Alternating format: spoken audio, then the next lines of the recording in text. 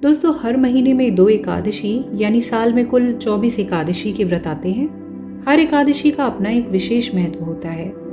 इसी तरह चैत्र मास के शुक्ल पक्ष में पड़ने वाली एकादशी को कहा जाता है कामदा एकादशी। इस व्रत के दिन व्रत कथा जरूर पढ़नी चाहिए। कहते हैं कि कामदा एकादशी व्रत कथा भगवान श्री कृष्ण ने धर्मराज युधिष्ठिर को सुनाई थी। तो आइए शुरुआत करते हैं कामदा एकादशी व्रत कथा की।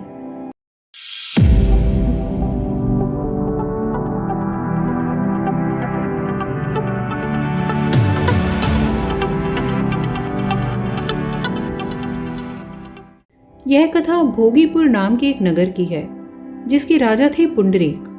भोगीपुर नगर में अप्सरा, किन्नर, गंधर्व सभी रहते थे। इस नगर में अत्यंत वैभवशाली स्त्री पुरुष ललिता और ललित रहते थे।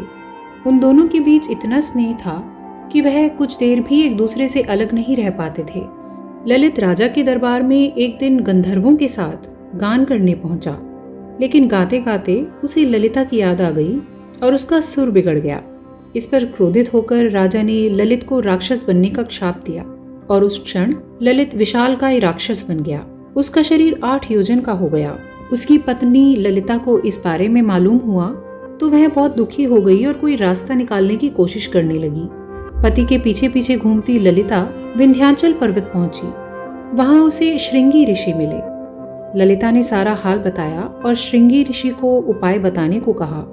श्रृंगी ऋषि ने ललिता से कहा कि चैत्र शुक्ल पक्ष की एकादशी आने वाली है, जिसका नाम कामदा एकादशी है। इसका व्रत करने से मनुष्य के सभी कार्य सिद्ध होते हैं। यदि तुम कामदा एकादशी का व्रत करके उसके पुण्य का फल अपने पति को दे दो तो वह शीघ्र ही राक्षस योनि से मुक्त हो जाएगा और राजा का श्राप भी अवश्यमेव शांत हो जाएगा। मुनि की यह बात सुनकर ललिता ने चैत्र शुक्ल एकादशी पर व्रत करना शुरू कर दिया।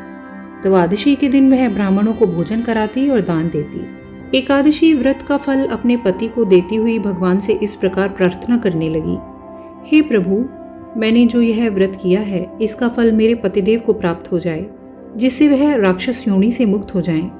एकादशी का फल देते ही उसका पति राक्षस योनि से मुक्त होकर अपने पुराने स्वरूप को प्राप्त हुआ। फिर अनेक सुंदर वस्त्राभूषण से युक्त होकर ललिता के साथ विहार करने लगा।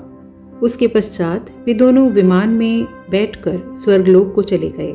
वशिष्ठ मुनि कहने लगे, हे राजन, इस व्रत को विधि पूर्वक करने से समस्त पाप नष्ट हो जाते हैं और राक्षस आदि की योनि से छुटकारा मिलता है। संसार में इसके बराबर कोई दूसरा व्रत नहीं। इसकी कथा पढ़ने और सुनने से वाजपेयी यज्ञ का फल प्राप्त होता है। यहाँ हमारी व्रत कथा समाप्त होती है। अगर आपको यह वीडियो अच्छा लगा है तो लाइक जरूर करें और अखंड ज्योति यूट्यूब चैनल को सब्सक्राइब करना बिल्कुल ना भूलें। धन्यवाद।